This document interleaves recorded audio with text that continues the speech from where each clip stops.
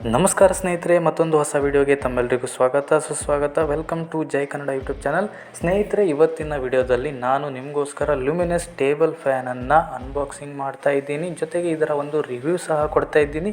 ಹಾಗೆ ಈ ಲುಮಿನಸ್ ಫ್ಯಾನನ್ನು ಹೇಗೆ ಇನ್ಸ್ಟಾಲ್ ಮಾಡೋದು ಅನ್ನೋದನ್ನು ಕೂಡ ನಿಮಗೆ ಈ ವಿಡಿಯೋದಲ್ಲಿ ನಾನು ತೋರಿಸ್ಕೊಡ್ತೀನಿ.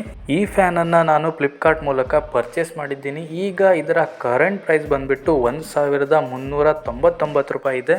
ಕಂಪನಿ ಕಡೆಯಿಂದ ಈ ಫ್ಯಾನ್ಗೆ 2 ವರ್ಷದ ವಾರಂಟಿಯನ್ನು ಕೊಟ್ಟಿದ್ದಾರೆ. ನಾನು 89 ರುಪೀಸನ್ನು ಎಕ್ಸ್ಟ್ರಾ ಪೇ ಮಾಡಿ ಒನ್ ಅಸಿಸ್ಟ್ ಅವರ ಕಡೆಯಿಂದ 1 ವರ್ಷದ ಎಕ್ಸ್ಟೆಂಡೆಡ್ ವಾರಂಟಿಯನ್ನು ಪರ್ಚೇಸ್ ಮಾಡಿದ್ದೇನೆ. ಬಾಕ್ಸ್ ಒಳಗಡೆ fan single piece ready to use ರೀತಿಯಲ್ಲಿ ನಮಗೆ ಸಿಗೋದಿಲ್ಲ. ಬದಲಿಗೆ ಕೆಲವೊಂದು ಪಾರ್ಟು ಹೀಗೆ ಡಿಸ್ಮೆಂಟಲ್ ಆಗಿ ಇರುತ್ತೆ, ಅದನ್ನು ನಾವು ಜೋಡಿಸ್ಕೋಬೇಕು. ಇದೇ ಪ್ರೈಸ್ ರೇಂಜಲ್ಲಿ ಇವರದ್ದೇ ವಾಲ್ ಮೌಂಟ್ ಫ್ಯಾನ್ ಕೂಡ ಸಿಗುತ್ತೆ. ಆದರೆ ನಾನು ಇಲ್ಲಿ ಇವತ್ತು ಬೈ ಮಾಡಿರುವಂತಹದ್ದು ಟೇಬಲ್ ಫ್ಯಾನ್. ಈ ಫ್ಯಾನ್ನ ಪ್ರೈಸು ವೇರಿ ಆಗ್ತಾ ಇರುತ್ತೆ. 1699 ರೂಪಾಯಿಗೂ ಕೂಡ ಈ ಫ್ಯಾನ್ನ ಪ್ರೈಸು ಹೋಗುತ್ತೆ. ಲೋವೆಸ್ಟ್ ಬಂದ್ಬಿಟ್ಟು 999 ರೂಪಾಯಿಗೂ ಈ ಫ್ಯಾನು ಕೆಲವೊಂದು ಟೈಮಲ್ಲಿ ಸಿಗುತ್ತೆ. 999 ರೂಪಾಯಿಗೆ ಈ ಫ್ಯಾನು ಸಿಗೋದು ರೇರ್ ಕಂಡೀಷನಲ್ಲಿ. ಒಂದು ವೇಳೆ ನಿಮಗೆ ಈ ಪ್ರೈಸಲ್ಲಿ ಸಿಕ್ತು ಅಂತ ಅಂದರೆ ಕಣ್ಣು ಮುಚ್ಕೊಂಡು ಬೈ ಮಾಡಿಬಿಡಿ. ಹಾಗೆ 1399 ರೂಪಾಯಿಗೆ ಕೂಡ ಈ ಫ್ಯಾನು ಸಿಗ್ತಾ ಇದೆ ಅಂತ ಹೇಳಿದ್ರೆ ಖಂಡಿತವಾಗಿಯೂ ನೀವು ಈ ಫ್ಯಾನನ್ನು ಬೈ ಮಾಡ್ಬೋದು. 1699 ರೂಪಾಯಿಗೆ ಈ ಫ್ಯಾನ್ನ ಪ್ರೈಸು ಹೋಗಿದೆ ಅಂತ ಅಂದರೆ ಸ್ವಲ್ಪ ವೇಟ್ ಮಾಡಿ. 1399 ರೂಪಾಯಿಗೆ ಬಂದ ಮೇಲೆ ನೀವು ಈ ಫ್ಯಾನನ್ನು ಬೈ ಮಾಡಿ. ನಾನು ಫ್ಲಿಪ್ಕಾರ್ಟ್ ಹಾಗೂ ಅಮೆಝಾನ್ ಎರಡರಲ್ಲೂ ಕೂಡ ಟೇಬಲ್ ಫ್ಯಾನನ್ನು ಸರ್ಚ್ ಮಾಡಿದೆ. ಆದರೆ ಈ ಪ್ರೈಸ್ ರೇಂಜಲ್ಲಿ ಅಮೆಝಾನಲ್ಲಿ ಯಾವುದೇ ರೀತಿಯಾದಂತಹ ಚೆನ್ನಾಗಿರುವಂತಹ ಟೇಬಲ್ ಫ್ಯಾನ್ ನನಗೆ ಸಿಕ್ಕಿಲ್ಲ. ಅಮೆಝಾನಲ್ಲಿ ಈ ಲುಮಿನಸ್ನವರ ಈ ಟೇಬಲ್ ಫ್ಯಾನು ಲೀಸ್ಟ್ ಆಗಿಲ್ಲ ಅಂತ ಕಾಣಿಸುತ್ತೆ. ಸೊ ಅದಕ್ಕಾಗಿ ನಾನು ಒಂದ್ಸಲ ಫ್ಲಿಪ್ಕಾರ್ಟಲ್ಲಿ ಟೇಬಲ್ ಫ್ಯಾನ್ ಅಂತ ಸರ್ಚ್ ಮಾಡಿದೆ. ಹೀಗೆ ಸರ್ಚ್ ಮಾಡ್ತಾ ಹುಡುಕಾಡ್ತಾ ಇರಬೇಕಾದ್ರೆ ನನಗೆ ಈ ಲುಮಿನಸ್ನವರ ಟೇಬಲ್ ಫ್ಯಾನು ಎದುರಿಗೆ ಕಾಣ್ತು. ಈ ಫ್ಯಾನ್ನ ರೇಟ್ ಕೂಡ ತುಂಬಾ ಅಫೋರ್ಡೆಬಲ್ ಆಗಿದೆ. ಬೇರೆ ಕಂಪನಿಯ ಫ್ಯಾನ್ಗಳ ಪ್ರೈಸ್ ಬಂದ್ಬಿಟ್ಟು 1500 ಮೇಲೆ ಸ್ಟಾರ್ಟ್ ಆಗುತ್ತೆ.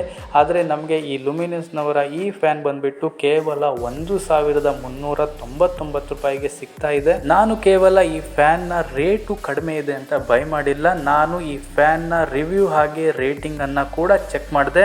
ಸುಮಾರು 23,000 ಜನರು ಈ ಫ್ಯಾನ್ಗೆ ರೇಟಿಂಗ್ಸ್ ಅನ್ನ ಕೊಟ್ಟಿದ್ದಾರೆ.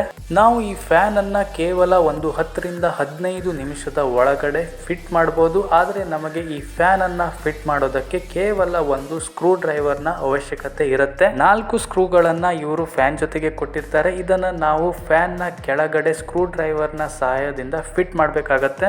ನಿಮ್ಗೆ ವಿಡಿಯೋದಲ್ಲಿ ಈ ಪ್ಲೇಟು ತೆಗೆದಿರೋದು ಕಾಣ್ತಾ ಇರ್ಬೋದು. ಕನ್ಫ್ಯೂಸ್ ಆಗಬೇಡಿ, ಈ ಪ್ಲೇಟ್ ಅನ್ನ ತೆಗೆಯುವಂತ ಅವಶ್ಯಕತೆ ಇಲ್ಲ. ನಾನು ಹೀಗೆ ಚೆಕ್ ಮಾಡೋದಕ್ಕೆ ಆ ಪ್ಲೇಟ್ ಅನ್ನ ತೆಗೆದಿಟ್ಟಿದ್ದೆ.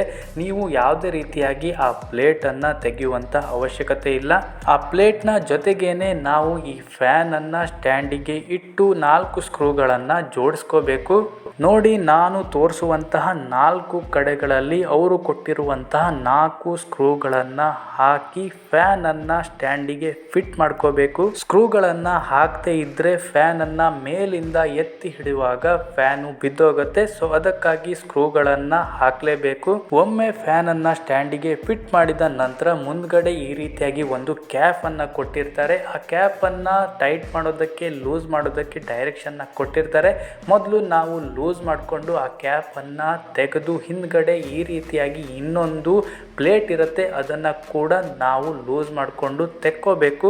ನಂತರ ಬ್ಯಾಕ್ ಗಾರ್ಡ್ ಅನ್ನ ಈ ರೀತಿಯಾಗಿ ಫ್ಯಾನ್ಗೆ ಇಟ್ಕೊಂಡು ನಾವೇನು ಕ್ಯಾಪ್ ಅನ್ನ ಲೂಸ್ ಮಾಡಿ ತೆಗೆದಿರ್ತೀವೋ ಅದನ್ನ ಇದಕ್ಕೆ ಹಾಕಿ ಟೈಟ್ ಮಾಡಬೇಕು.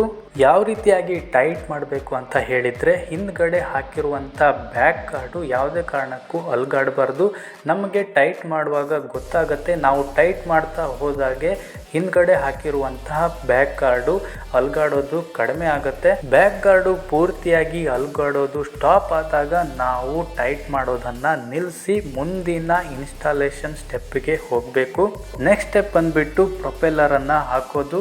ಮೋಟರ್ನ ಕಡ್ಡಿಗೆ ನಾವು ಈ ರೀತಿಯಾಗಿ ಪ್ರೊಪೆಲ್ಲರನ್ನು ಹಾಕಿ ಮೊದಲೇನು ನಾವು ಕ್ಯಾಪನ್ನು ಲೂಸ್ ಮಾಡಿ ತೆಗೆದಿದ್ವೋ ಈಗ ಅದನ್ನು ನಾವು ಈ ಪ್ರೊಪೆಲ್ಲರ್ಗೆ ಹಾಕಿ ಟೈಟ್ ಮಾಡಬೇಕು. ಈ ಕ್ಯಾಪ್ ಕೂಡ ಅಷ್ಟೇ, ಪ್ರೊಪೆಲ್ಲರು ಚೆನ್ನಾಗಿ ಕೂತ್ಕೋಬೇಕು, ಯಾವುದೇ ರೀತಿಯಾಗಿ ಅಲುಗಾಡಬಾರ್ದು. ಯಾವಾಗ ಪ್ರೊಪೆಲ್ಲರು ಚೆನ್ನಾಗಿ ಕೂತ್ಕೊಂಡು ಅಲುಗಾಡೋದನ್ನು ನಿಲ್ಲಿಸುತ್ತೋ ಆವಾಗ ನಾವು ಟೈಟ್ ಮಾಡೋದನ್ನು ನಿಲ್ಲಿಸಬೇಕು. ಲಾಸ್ಟಿಗೆ ಈ ರೀತಿಯಾಗಿ ಪ್ರೊಪೆಲ್ಲರನ್ನು ಹಿಡಿದು ಕ್ಯಾಪನ್ನು ಟೈಟ್ ಮಾಡಬೇಕು. ಇಲ್ಲ ಅಂತ ಹೇಳಿದ್ರೆ ಸರಿಯಾಗಿ ಟೈಟ್ ಆಗೋಲ್ಲ, ಪ್ರೊಪೆಲ್ಲರು ತಿರುಗೋದಕ್ಕೆ ಶುರುವಾಗುತ್ತೆ. ಸೊ ಅದಕ್ಕಾಗಿ ಪ್ರೊಪೆಲ್ಲರನ್ನು ಹಿಡಿದು ಕ್ಯಾಪನ್ನು ಟೈಟ್ ಮಾಡಬೇಕು.